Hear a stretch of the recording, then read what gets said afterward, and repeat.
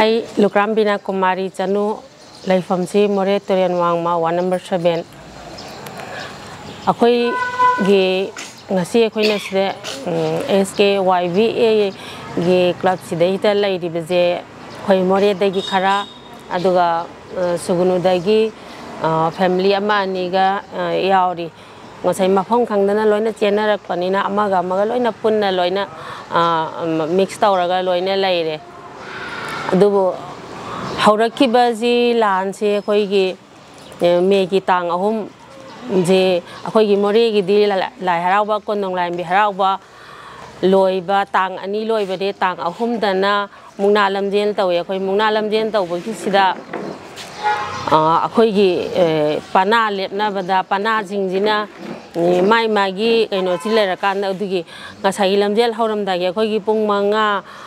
makhai sumaina tarak bo waida akhoi gi pana gi kaino se chatna ba tawringai da akhoi khangau dana more bazar sidai da khara langba makhon tabse langba makhon tabsida langnari si kaino ngakta ngai gi jena lepna raga akhoi ngak leiringai sida mai thabje horakpane kuki maza singchina si kuki maza singje mai thaba horakpasida akhoi hana su yamna toina thokpa akhoi gi more gi se atopa mafamga ma de tawbagi di handagi di manipur gi oina punna maina tagi bagi oigi bani adubu more da di chahi ama ni kalaga na khara chawba irang che adum thoe adum community lairibe singchina nongmani ni hapta ama gari ma lera kanda leiminari ba community gi oina leader singchi wari sanaraga hek phagi na khalla kanda koi je khitang di gaino ora kanda adi chena bache group ti loina mak leina basida mai thabai gaino sini helak ba dagi loina pakhanara kanda koi gi punna leigi bai tawba sina di mafam khangdana loi chenarak pane aina marom da cheli somna yum anungi pulap simaina leina kan sidai da akhoi police ki aina angang sing khoi gi nupa maza club ki duga gaino sing ji da ji hangnara kan da police na lokhat pala se adom nakan gi som nakan gi hai adu ai ga mi phane yame khoi gi hainong mokhong gi dagi di bazar di ju mai chak pa gi chenthana rak pa duga kari ga Eastern Chinese School da khara punjalaga lei akhoi mi je li sing mu maya mo adumaina faram gadra phane adiame adu pung ni pan mapal mo adumain tarak pasida inda police la lawba iche na haraga anda khoi mayam je police station jale adu loina lekai de je police station da loina leire na haraga anda adumaina le adu pung tara ma toi pung ama hela baw se mi lokhat pa loide police kaina aduga moigi ji koki maza sing ji gi ju mai ji thaba aduga thugai ba lawba lepte mo even police station da about ya gas ka kapsal le haraga dumai tawraga su leirame si yamne hena nungai taba laina khanba haibedi khoine moigi adum khara langa tokpara na khamda du moidi karigumba mission amaga loina raga tawrak panina handai ki ji di khoigi khangau da baga duga mang baga kariga maina leina re pakhat baga cha sing chana da ba yawi pojai mafam maram khangna da na ayamana koi sida lai sing se even ai baw jik seli ba phanek siga gai phuri siga duga chumna dum pai ba khoi phi macha sigai ba makha dane ina yalaga tholak ba je kai adu phone ji ma pai ra kan kai gino araga di adum thola khoi ji pulla kan da wai sanaraga mai toroga ya sanna ba adu ada haibu du phag mai tawgadra na khan ba je mafam amda khangde amda khoi gi mi pai na raga chena bani na Burma da jensan na gi ba khara yawi adumai tor chena kan da khoi gi phamina ga wai chana na ba se lei tamina upai leite police singina army ka ora kan da khoi gi moya khoi gi lare mi mathak ki da leiba KLP adugi army kem je moi de gi gari ka ora kan da nungdang gi pung ama mu adumai no ora gani adudagi mi singje police station da gi hongat pa adumai haure aduga ayukta muka pung mapan mu adumai tarak pasidei da amuk marol ama muka lawba lai adumai lera kan sidei da khoi tang trani thoi baw badi leire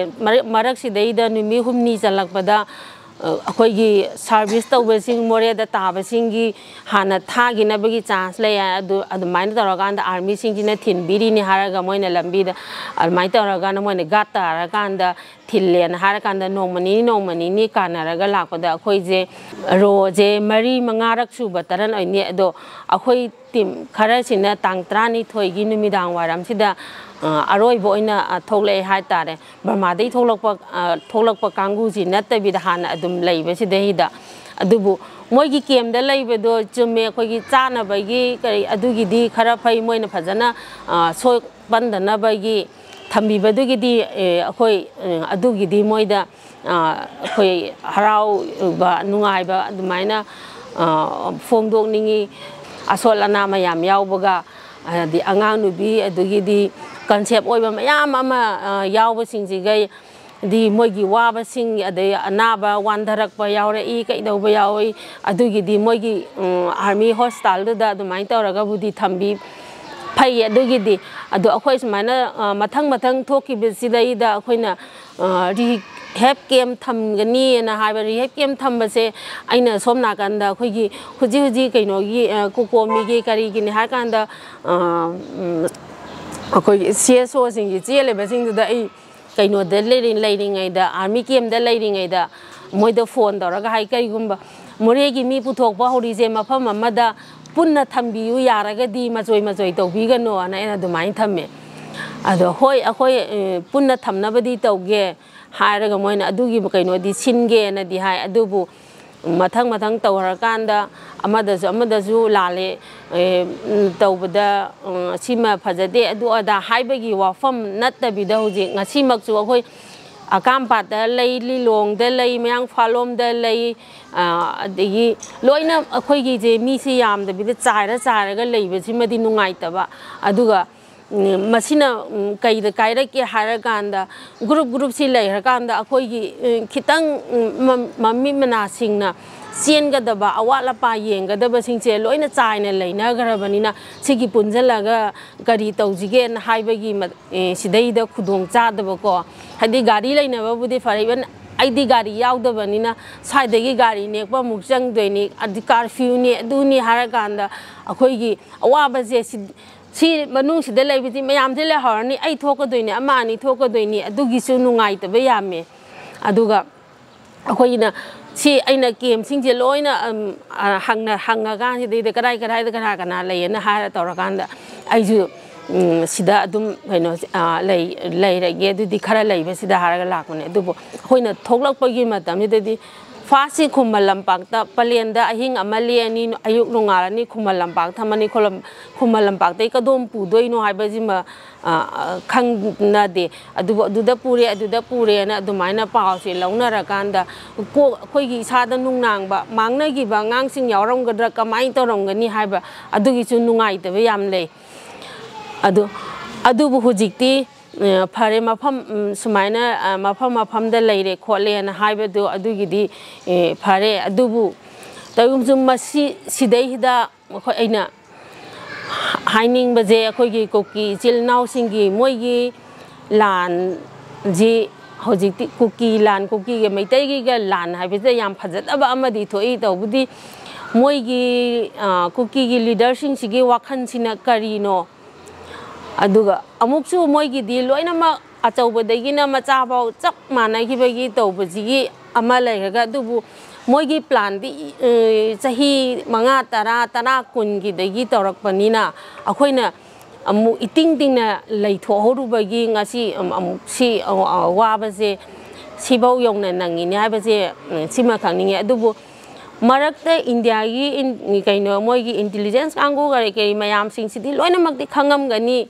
ꯈꯪꯉꯀꯥꯟꯗ ꯑꯩꯈꯣꯏꯅ ꯑꯗꯨꯝ ꯏꯆꯝ ꯆꯝꯅ ꯂꯩꯊꯣꯛꯏꯔꯥ ꯅꯠꯇ꯭ꯔꯒ ꯀꯔꯤꯝꯇ ꯇꯧꯔꯛꯄ ꯉꯝꯃꯣꯏ ꯍꯥꯏꯔꯒ ꯂꯩꯊꯣꯛꯄꯒꯤꯔ ꯑꯩꯈꯣꯏꯗ ꯈꯪꯍꯧꯗꯅ ꯑꯋꯥꯕ ꯅꯪꯕꯁꯦ ꯁꯤꯃꯗꯤ ꯀꯔꯤ ꯍꯥꯏꯅ ꯍꯥꯏꯗꯣꯏꯅೋ ꯍꯥꯏꯕꯗ ꯌꯥꯝꯅ ꯅꯨꯡꯉꯥꯏꯇꯦ ꯍꯥꯏꯕꯁꯦ ꯁꯤ ꯑꯩꯅ ꯍꯥꯏꯔꯤꯕꯁꯤꯅ ꯋꯥꯠꯂꯦ ꯋꯥꯈꯜꯗ ꯈꯟꯕꯁꯤꯅ ꯍꯦꯟꯅ ꯋꯥꯕ ꯍꯥꯏꯇꯥꯔꯦ ꯑꯗꯨꯕꯨ ꯃꯣꯏꯒꯤ ꯍꯟꯗꯛꯀꯤ ꯊꯧꯑꯣꯡꯁꯤꯗꯤ ꯁꯦꯡꯅ ꯍꯥꯏꯔꯒꯗꯤ ꯑꯩꯈꯣꯏꯒꯤ ꯃꯤꯑꯣꯏꯕꯒꯤ ꯂꯤꯆꯠꯀꯤ ꯋꯥꯡꯃꯗ ꯇꯧꯔꯛꯄꯅꯦ ꯍꯥꯏꯕꯁꯦ ꯁꯤꯁꯤꯃꯁꯨ ꯊꯝꯅꯤꯡꯉꯦ ꯑꯩꯅ ꯃꯔꯝ ꯁꯤ ai khaktanaju haiba nate se malemgi miyam pumbana hairakba matamda se mioi bali chat ki wang ma de lai haiba se si jimadi adum lalaroi hairaga aina khalli adubu apambadi demandi government da tawgadabani government ga moi ga yanabani ado moi ga apamba government da adusu India government da thamgadabani meki Manipur government da thamgadabane amuksu adugi oiba sidai da hojigi lansina amuka moi foreigner amuka oibado masi matang hidai da akoigi ngakni ngai lei moi masa tasengki moi gi political leader oigera public leader oigera oiriba singsigi wakhalda khara kaino kari haina haini moi gi wakhalji khara hena piksan ba aduga moi masana kanano haidaba haibaji ma khangdaba gi mawong adugumba gi lichat ta chatli haibaji ma ai thamjeninge ado sigumba mayam jinje khara khanla kanda moi gi apamba du government da taina gadabni akoi public da taina bam ju thokte aduga akoi na ngasi more da leire haju karamba Manipur gi mafam da leiba matam da meitai macha singna karamba jati da tathi ta oina taugi ba haibaje ngasi haurak padagi ngasi bawa sida leitri haitare adudai da moina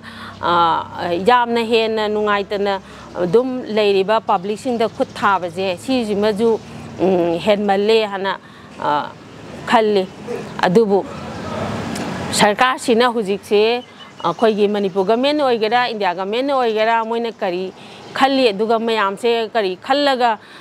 thammi bano habido chak charaga akhoi chaba thakpagi di nomagi soidanabagi di chari thai aduga khoina sida leiribaju ke gi akhoi gi organizing committee jingjina ju adum akhoi na leiriba sida yamne hena nungai taba khangini si adu tawgini haibagi yam wajana su senabi aduga angambagi thakta hona birga akhoi bu phajana senabi phajana thambiri ko sigi jo ai akhoi gi kaino dai adum akhoi thagat jaba phongdok tari aduga akhoi gi tawimal khangbase akhoi da kari haina haira kan da kayam kaino tawni haibaje sima haibam ama khangde aduki mati akhoi nungai jai habidi akhoi kanbi ba habido kanbi banina adubu sarkar da ina thamjani je akhoi gi side te thamjani je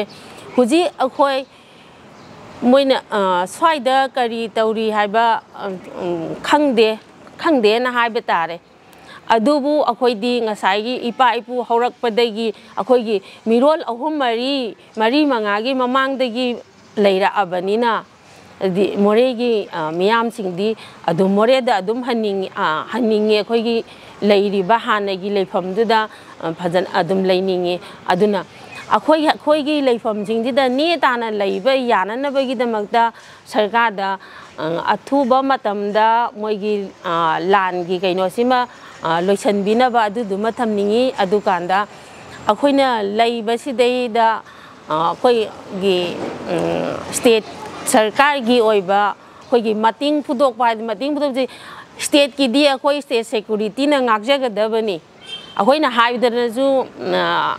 si moin hena khangabani adubu khangdaba praja ne na khalla kanda thammine bako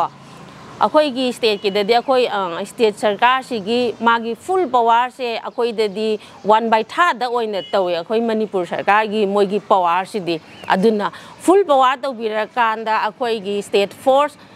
si mapangan kalhala kanda akhoina akhoi gi mafam du da leiriba army sing se lokthok pi khara kanda aduga moina hujik anauba tharak pa singsu lei hai adu phai khar moina ngakpi senbiri hai tabada adum khara budi nungai tawbatabu akhoina kaiguma mafam du da leire hara kanda state government gi chapchaba power fudok pira kanda state force ki full kaino si lehela kanda aduna khoi state force thammaganda adugi ne tabaduma khangaganda akhoina akhoigi lamduda hallaga akhoigi ing tapna leibdo sijima pamena haitani thamjani